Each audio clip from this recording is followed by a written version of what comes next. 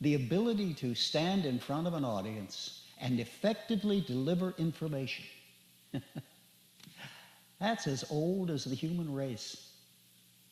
Before there was written language, the only way for information to be transferred from one generation to another was if somebody could memorize all of that history, all of the knowledge gained at that time, all of the stories, and then put them together into a form that would be exciting and interesting for their audiences, and then sometimes years later, deliver them in presentation form to younger people, in the hope, of course, that someone among that group would also memorize the material and pass it on to generations yet to come.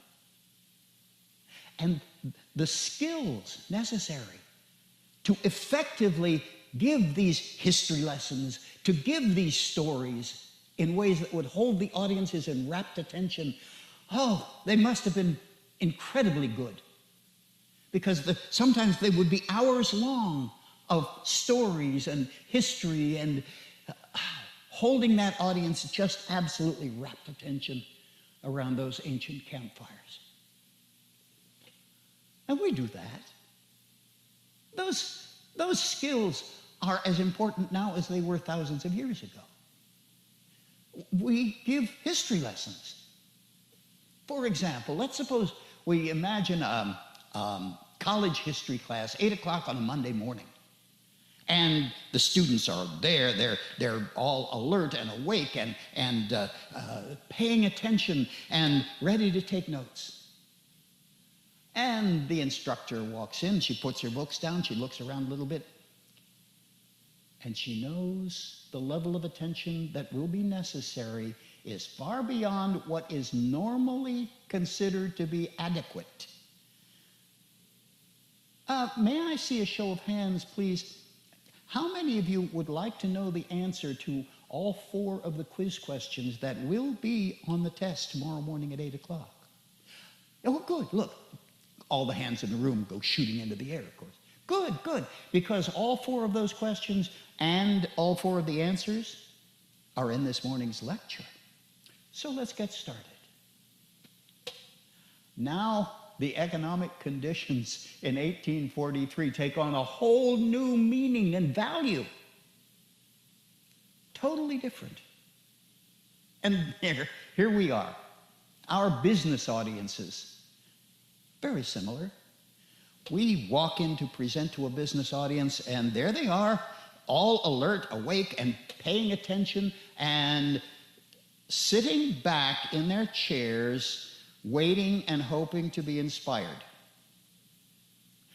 Our assignment, if we're willing to accept it, is to get them off the back of those chairs, leaning forward, not just paying attention, but carefully examining what we have to say, critically evaluating our proposal so that they can look at it and compare it to what they are doing now and almost viscerally imagine what it would be like to replace this with that.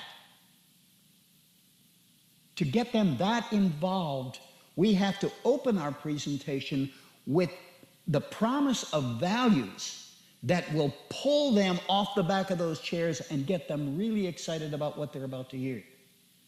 But of course, the rest of our presentation has to live up to those values. Yes? Another important fundamental of good presentations is trust. And trust is a combination of many things. It involves our appearance and our behavior and the organization of how we put together the oral and visual materials that we present. But what we do want is we want to send a message with all that. Not that we're in that room to coerce them or sell them or educate them or enforce our point of view. We're in that room to explain and illuminate an idea so fully and so completely that the choice we offer them is so clear they can make better choices. Even if what we're proposing to them is not optional, even if it's something that they must comply with.